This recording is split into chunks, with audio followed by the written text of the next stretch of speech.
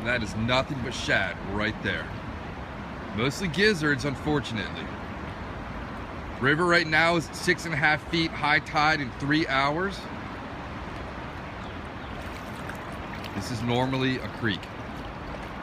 Let's go find some snakeheads.